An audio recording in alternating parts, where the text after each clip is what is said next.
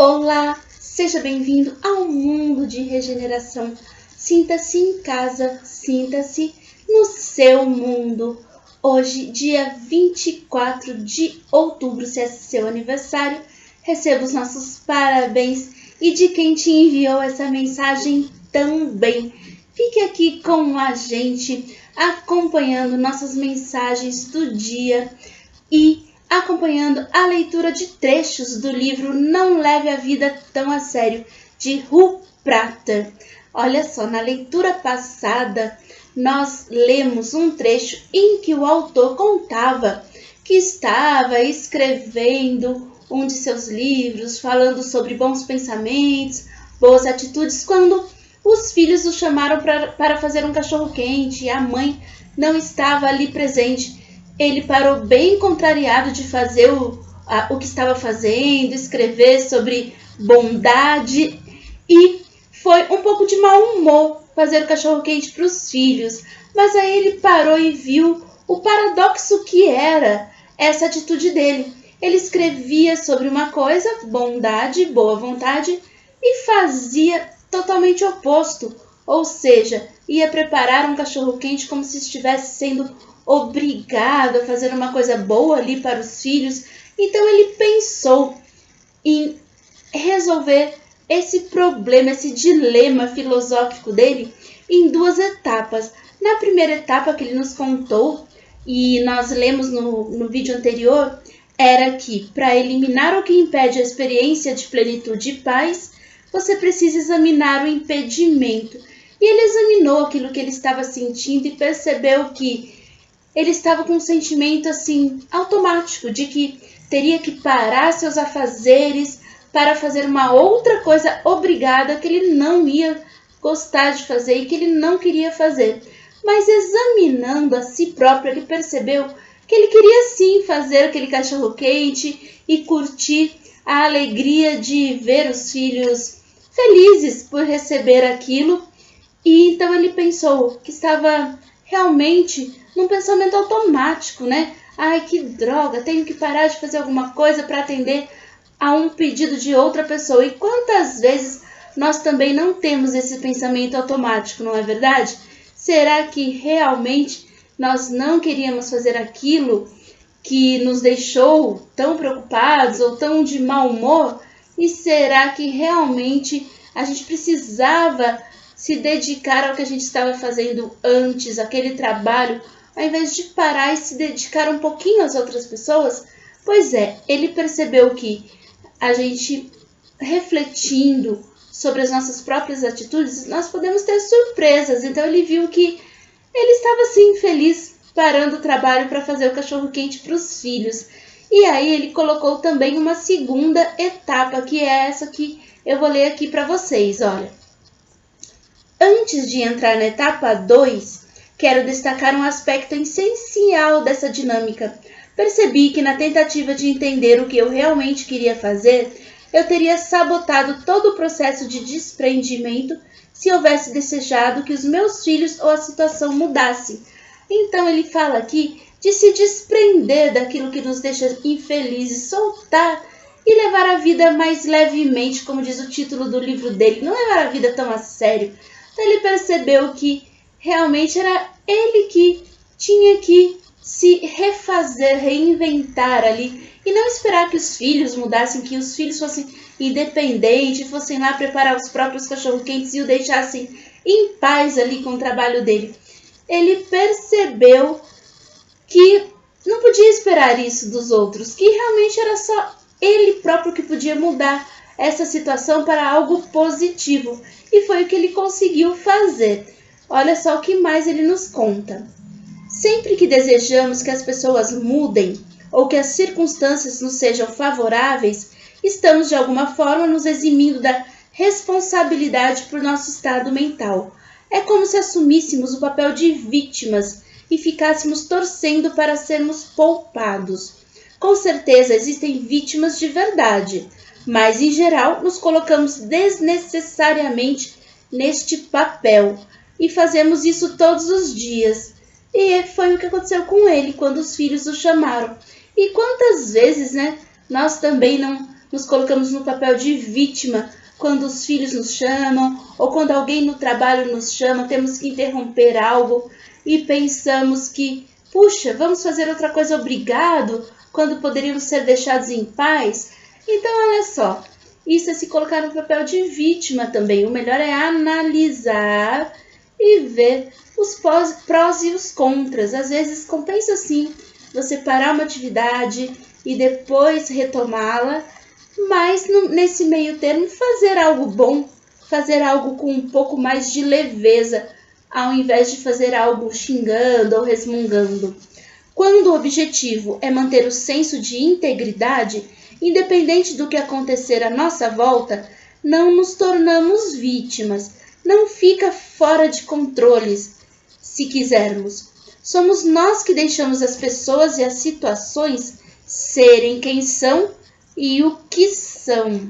Então, nós é que deixamos as coisas perderem o controle e, enfim, é assim, se nós nos irritamos com alguma coisa, nós é que somos as pessoas irritáveis, entendeu?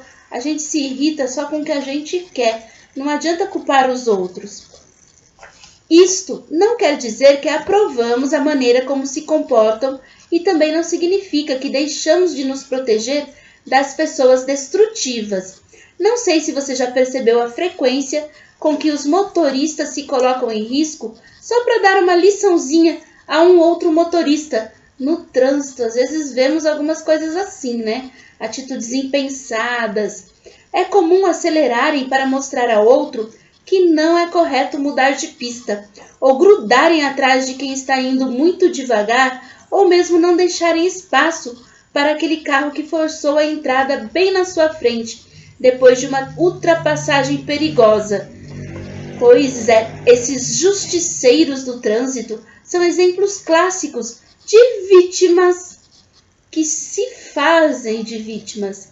Só ficam satisfeitos se os outros motoristas demonstrarem que entenderam o recado. O problema é que pressionar os outros não muda os seus corações, apenas cria um conflito que divide a mente e confunde as nossas emoções.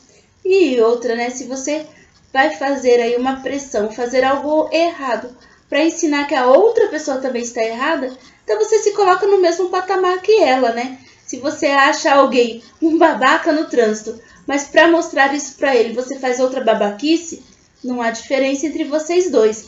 E na vida pode ser assim também. Ninguém em tempo algum se tornou mais sensível ou mais ponderado por ser julgado, maltratado ou atemorizado. Bom, e aí ele vai então falando aí da segunda atitude aqui. Para superar o bloqueio, você precisa ter muita clareza do que quer. Então, olha só, para superar algo que atrapalha a nossa vida, que atrapalha com que façamos outras coisas com alegria, nós temos que superar o que está nos bloqueando. Primeiro, a primeira etapa, que é a que eu falei no início do vídeo, no vídeo anterior, é descobrir o que é que te atrapalha de fazer algo com boa vontade. E segunda etapa, superar esse algo, superar esse obstáculo. Essa etapa parece fácil. Afinal, eu queria fazer os cachorros quentes, atender o pedido de meus filhos e ser capaz de alterar minha agenda de trabalho. Tudo isso em paz. Para falar a verdade, eu ansiava pela paz mais do que o pensamento que a estava bloqueando. Refleti sobre minha sinceridade a respeito de tudo isso. Achei que estava bem sólida. Ok, etapa 2 resolvida. Então, olha só, o modo que ele fez para superar o bloqueio de ir lá e preparar os cachorros quentes com alegria foi de assumir que sim, ele queria atender esse pedido. E ele ansiava por essa paz, por fazer algo em paz. Então, muitas vezes só de a gente querer fazer algo em paz e estar ciente disso já nos traz a paz que precisamos. Quer paz? Fique em paz. Não dê tanta importância ao que tira sua paz. Remova os obstáculos e continue. Descubra qual é o obstáculo, remova-o e continue em paz. Isso sempre é um trabalho de você com você mesmo, sem culpar as outras pessoas. E aqui ele coloca uma terceira etapa. Para atingir a plenitude, você deve reagir a partir da mente íntegra, não da mente em conflito. Então, olha só, para a gente atingir realmente a nossa paz, nós temos que estar íntegros. Não adianta tomar uma atitude na hora da raiva, na hora do conflito, na hora do cansaço, agir aí, como a gente falou, dessas pessoas no trânsito que ficam com raiva, achando injusto algo que alguém está fazendo errado e faz outra coisa errada também. Vamos lá, vamos continuar aqui. Esta etapa já soava mais difícil. Para começar, era preciso descobrir a plenitude que existe dentro de cada um de nós. A paz aqui dentro e aqui. Onde é que ela está? Ela existe. Cadê a nossa paz? Cadê a sua paz? Que todos nós a possuímos é fato, mas trazê-la à tona é outra história. Em geral, nos sentimos em paz quando estabelecemos uma ligação amorosa com as outras pessoas. Mas se a mente arrisca um pensamento perturbador e se as duas primeiras etapas desse processo não forem realizadas com sinceridade, que é descobrir o obstáculo da sua paz, removê-lo sem culpar os outros, se isso não for feito com sinceridade, corre-se o risco de escorregar e cair novamente no velho estado mental de conflito. Para evitar esse risco, é preciso agir com pureza de alma. Será que sinceramente desejamos a paz aos que estão à nossa volta também? Será que sinceramente desejamos uma mente que conheça a serenidade, que tenha uma profunda ligação com nosso parceiro, com nossos filhos, colegas, pais, irmãos, chefe e amigos? Queremos mesmo paz com essas pessoas? Ou somos como aquele motorista que quer causar aí um desconforto só para mostrar que o outro motorista também está errado? Ou seria melhor resguardar nosso coração e permanecer em posição de julgar e de estarem sempre com a razão? Será que os conflitos aí que temos com outras pessoas não é porque queremos ser juízes delas? Ao invés de reconhecer nossas próprias falhas e saber que nós melhoramos só a nós mesmos, aos outros, não, eles só melhoram se eles quiserem. Neste ponto, a terceira etapa pode se tornar um tanto complicada, especialmente se surgir a tentação de controlar nossas emoções mais destrutivas e impulsos mais sombrios. Esses sentimentos, de fato, exigem controle, mas a verdade é que não se está em guerra com as circunstâncias ou comportamentos e pensamentos. Não adianta tentar controlar seus pensamentos à força. Não é assim que a gente encontra a paz. É exatamente o contrário. Quando se está numa batalha inútil, o melhor a fazer é abandonar o campo de batalha. Soltar, solta suas preocupações nesse instante e apenas pense, agora, neste segundo, tem algo te incomodando? Se não, não tem nenhum problema. Não existe problema nesse segundo. Uma boa ilustração de como isto funciona está na maneira como sentimos o amor. Todos nós já vimos exemplos desastrosos de pessoas que decidem ter ou adotar um filho porque desejam alguém que as ame. A razão pela qual não dá certo é que a criança tem sua individualidade e por isso quase sempre age de forma diferente da idealizada. Assim começa a guerra. Pois é, não adianta adotarmos pessoas na nossa vida para suprir uma carência, uma necessidade nossa. Seja um filho, seja partir para uma relação amorosa, um casamento. Nada disso vai preencher o vazio que é nosso. Primeiro, temos que estar em paz conosco mesmo. E aí sim conseguiremos viver e ter a companhia de outras pessoas e relacionamentos. Quem decide ter um cachorro ou um gato pela mesma razão, termina criando a própria infelicidade. Cachorrinho, gatinho, também dá trabalho para cuidar, né? Não, a gente não pode adotá-lo apenas por serem bonitinhos e achar que a gente não vai ficar sozinho. Temos sim que ter responsabilidade para cuidar do outro, seja pessoa, seja animal, seja um relacionamento, não é verdade? Inevitavelmente, o animal de estimação decepcionará. Nos relacionamentos românticos, todo mundo deseja encontrar alguém carinhoso, que compartilhe seus interesses, que satisfaça suas necessidades, que só tenha olhos para você e o adore até a velhice. Quantas vezes a gente já não ouviu casais ou pessoas cobrando um do outro de ficar junto para sempre, até ficar velhinho? Mas isso lá é cobrança que se faz? Como é que a gente prende alguém assim? Só vai ficar com a gente quem gosta da nossa companhia. E do mesmo modo, nós também só vamos ficar com quem a gente gosta da companhia. Hashtag ninguém é obrigado, hein? Infelizmente, isso também não funciona, como demonstra a crescente taxa de divórcios. A razão pela qual um bicho, por exemplo, traz felicidade a seu dono, um filho a seus pais, uma mulher a seu marido, é que sentimos amor. Quando não se ama, o mais dedicado do bichinho, planta, filho, ou namorado, namorada, esposa, marido, não tocará o nosso coração para sempre. A gente se cansa, porque um relacionamento, seja lá com o que ou com quem for, deve ser algo que a gente cuida.